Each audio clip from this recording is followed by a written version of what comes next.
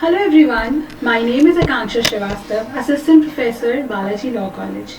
Today, the topic which I have chosen for presentation is Elements of Crime and Trials and Punishments of Animals and Inanimate Objects. Yes, even I was surprised when I got to know about the punishment of animals and inanimate objects, but it used to take place in ancient time. Now, the law has improved and now we do not treat animals and human beings together.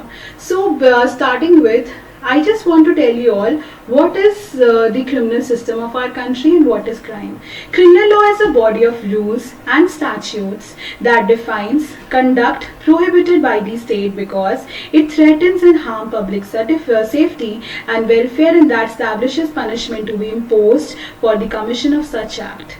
Criminal law differs from civil law, whose emphasis is more on dispute resolution than punishment. The term criminal law generally refers to substantive criminal laws. Substantive criminal laws define crimes and prescribes punishment. In contrast, criminal procedure describes the process through which the criminal law are enforced. For example, the law prohibiting murder is a substantive criminal law. The manner in which state enforces this substantive law through the gathering of evidences and prosecution is generally considered a procedural matter. Now, I just want to discuss some of the definitions which has been given by the various criminologists. Many jurists have defined crime in their own ways, some of which are as under. Blackstone. Blackstone defined crime as an act committed or omitted in violation of public law, either forbidding or commanding it. Stephen observed a crime is a violation of right considered in reference to the evil tendency of such violation as regards the community at large. Oxford Dictionary defines crime as an act punishable by law as forbidden by statute or injurious to the public welfare.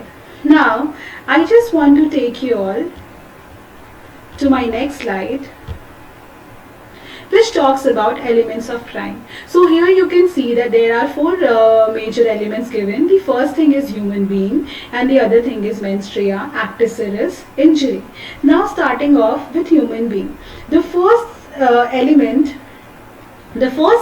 requires that the wrongful act must be committed by a human being. In ancient times, when criminal law was largely dominated by the idea of retribution, that is revenge, punishments were inflicted on animals also for the injury caused by them. For example, a pig was burnt in Paris for having devoured a child.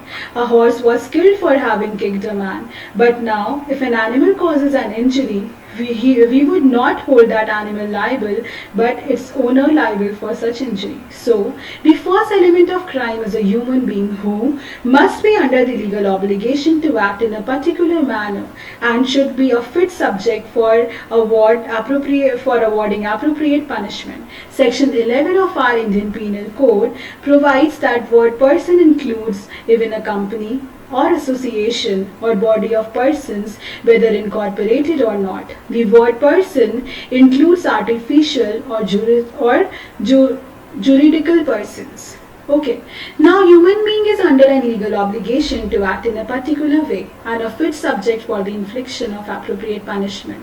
An act must be done by human being before it can constitute a crime punishable at law.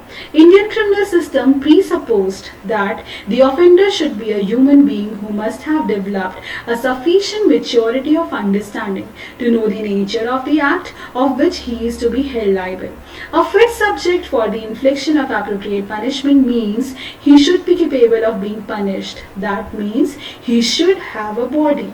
Now, one question comes to everyone's mind. What about corporations and artificial persons? Because just before I said that section 11 of IPC also says that person includes a corporation, association and body of persons. So the answer is they are punished for quasi-criminal act where fines are imposed upon them. Hence we can say punishment includes bodily injury plus pecuniary punishments or fine. Moving ahead, the second element is mens rea. One of the most essential element of crime is evil intent of the wrongdoer. Criminal law does not punish a mere criminal intent because the courts are not having facilities of investigating the working of a man's mind and the possibility of ascertaining it accurately. So this is well said that whatever is going in my mind, the court or anybody else cannot investigate that what I am thinking right now. So it is very difficult to gather कि whether a person is having a bad intention or good intention, bad motive or good motive. However, there are exceptions where intentions alone may be punishable, but these are the cases where grievous harm may be caused to the society at large if such criminal intentions are not curbed in the initial stages. For example, criminal conspiracy, attempt, abatement, terrorist activities, etc. But even in such cases, some overt act in some form or the other is indispensable. Now, moving ahead, the third essential element is it is a physical result of human conduct, actus reus. Such human conduct may consist of act of commission as well as act of omission. Section 32 of IPC lays down words which refer to act done extend also to illegal omission. Now here I would like to draw your attention towards illegal omission. For example, we all know that wearing helmets are compulsory. This is a rule. Everybody has to wear helmet whenever they are going outside their places. At present, coronavirus is going on, so we all are supposed to wear mask. We know the laws, we know the rules, but सब कुछ जाने के बाद से भी, if we avoid doing that, whenever I'm going outside, I'm not wearing helmet. Whenever I'm going outside, I'm not wearing mask. What I'm doing any kind of illegal omission. That is also a crime in our country. Under section 32 of IPC lays down words which refer to act done extend also to an illegal omission.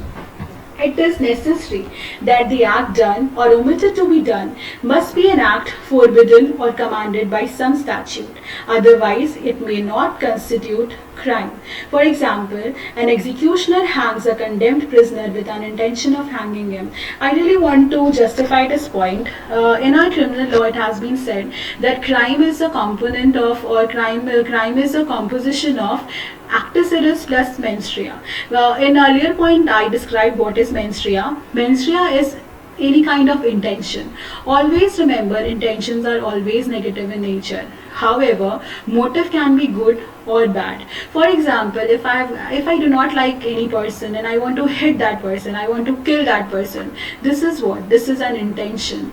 But if I'm stealing somebody in order to feed a poor person, in order to feed a poor child, in order to feed a beggar, that is motive. But again, under IPC, there is no room for motive.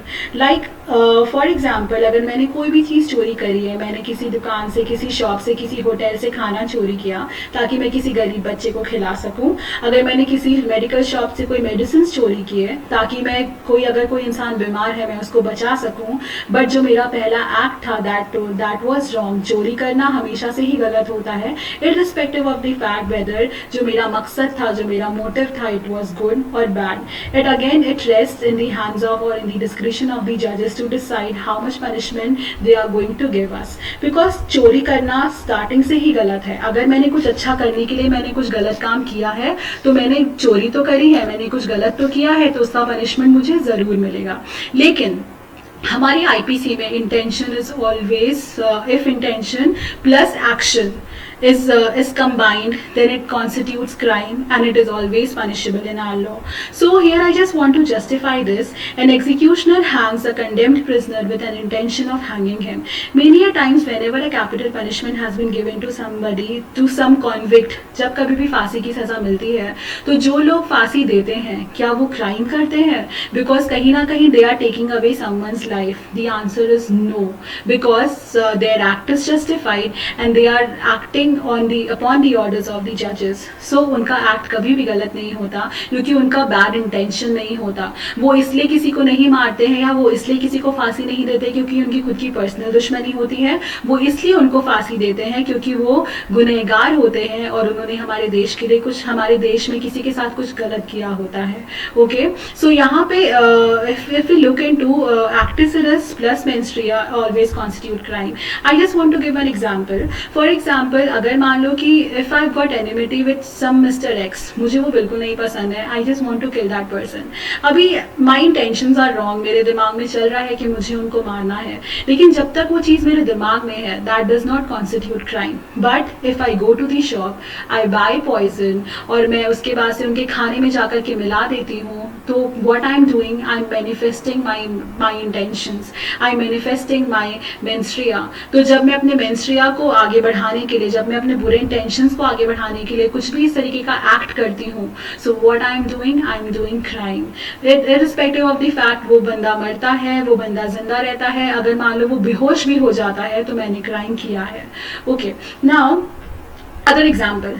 Again I do not like anybody, मुझे वो बंदा बिल्कुल पसंद नहीं है, and I know that he is on ventilation. Okay, वो ventilation पे है और मैं उसको मारना चाहती हूँ. जब तक वो चीज़ मेरे दिमाग में है कि मुझे उनको मारना है, मैं प्लानिंग कर रही हूँ, मैं प्लॉटिंग कर रही हूँ, दैट इज़ मेंस्ट्रिया. लेकिन मैं जैसे ही जाती हूँ, उनका ऑक्सीजन मास्क हटा देती हूँ या उनके वेंटिलेशन के सारे स्विचेस बंद कर देती हूँ, व्हाट आई एम डूइंग, मैं अपने इंटेंशंस को आगे बढ़ाने के लिए मैं एक्टिव से रिस्क कर रही हूँ, and that results into crime. Okay, moving ahead. Injury to human being. There has to be an injury to other human being or society at large. This injury to other human being should be caused to any person in body, mind, reputation or property. Here one thing we should always understand, that injury does not only mean physical pain. Okay, injury अगर आप किसी को physically torture करते हो, अगर आप किसी को मेंटली टॉर्चर करते हो, अगर आप किसी के रेप्यूटेशन को टैम्पर करते हो, किसी को डिफेम करते हो, किसी की प्रॉपर्टी के साथ में खिलवाड़ करते हो, all these constitute injury under criminal law. और अगर इंजरी किसी के साथ में हुआ है, so that constitutes crime. Sometimes it happens that by harmful conduct no injury is being caused to another person, being yet the act may be held liable as a crime, because in such a case a harm is caused to the society at large. Example, sedition, treason, etc. are the examples of such harms. They are treated to be very grave offense and to be punished very severely. So, summing up, we can say that there are four major elements of crime. One is human being. There has to be body who is committing crime. There has to be a menstruation. He should be having menstruation. Then he should do some kind of act in order to manifest that menstruation. And then he is inflicting injury to somebody. Okay, now my next part of this presentation is trial and punishment of animals and inanimate objects. In fact, this topic came as a very surprising to me, because I even cannot imagine punishing an animal. Those I think that they are innocent creatures, okay, but again, in order to satisfy us, we used to punish animals as well. In earlier societies of punishment, even animals and inanimate objects were tried and punished for any injury inflicted to any human being or to anyone's property. Reason: criminal law in earlier stages was dominated by the idea of retribution. If an animal was punished, the feeling of vengeance was thereby satisfied. It was practiced in various countries like Jewish, Paris, Europe, Persia, etc. Few cases. A bull had caused death of a man. A bull was seized and imprisonment. A lawyer was appointed to plead for the bull. The cases was heard. Sentence was given by the judge declaring the bull guilty of deliberate and willful murder, and according to it must suffer the penalty of hanging and burning. The first time an ass was found in a cultivated field not belonging to his master. One of his ear was cropped. If it commits the same offense again, it loses its second ear as well. A pig was burned in Paris for having devoured a child. A horse was tried and condemned to death having kicked a man. Now you can see, these are the pictures how a pig was being assassinated. Now there is a picture of a courtroom. There is one pig. He is being tried. He has been given an advocate, and judges are sitting and advocates are sitting over there. Now you can see that how pig was being killed brutally. These are the pictures. I really wanted you all to see that how inhuman we can be. Bull and cows are being tried. You can see that how a monkey was being hanged. Okay, this is a chart which talks about animals given capital punishment. So you can see that from 15th century to 16th century, 1567, 1572, 74, then here 16th century, saw, pig, asses, then locusts, dolphins, snails, pigs, dogs, rats, they all were giving capital punishments. In 1386, a pig in France was executed by public hanging. It was accused for the murder of a child, and how people are saying, I guess it got what it deserved. Here you can see that a monkey is a convict, and he's holding a nameplate as just like as we human being holds it.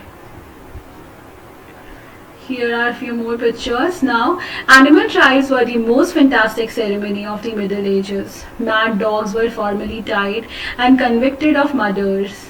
Their plea of insanity was not allowed. They were punished with progressive mutilation, beginning with ears, tails, and feet. Squeals and cries of pain of the tortured animals were taken to be their confession of guilt. They were also presented as a witness in the court. Even the inmate objects were punished like stone. Pieces of wood and iron were tried and were thrown beyond the borders. Now here I have shown some of the graphical presentation from 1500 BC, 1600 BC, 1700 BC till 1800 BC.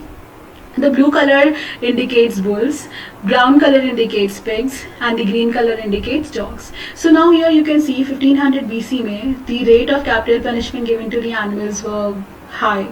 Then 1600 BC it raised. 1500 BC से भी ज़्यादा. Then 1700 BC also similar, but gradually from 1800 BC started reducing down. Now I have made a comparison between ancient period and present scenario. In ancient time it was believed that animals are equivalent to human being, and if they are causing any injury to others they should be equally penalized like men used to be, because we used to follow the retributive theory. As a result, various innocent animals were also brutally killed and they were voiceless creations. Although they were defended by the lawyers in court of justice, but hardly they used to get justice. Presently there has been drastic change in our legislations. Now, humans and animals are not kept on the same footing. As a result, trials of animals in the court does not take place. There are so many legislations protecting the animals. In fact, there are various NGOs and activists who are working for the welfare of animals throughout this world. Thank you so much.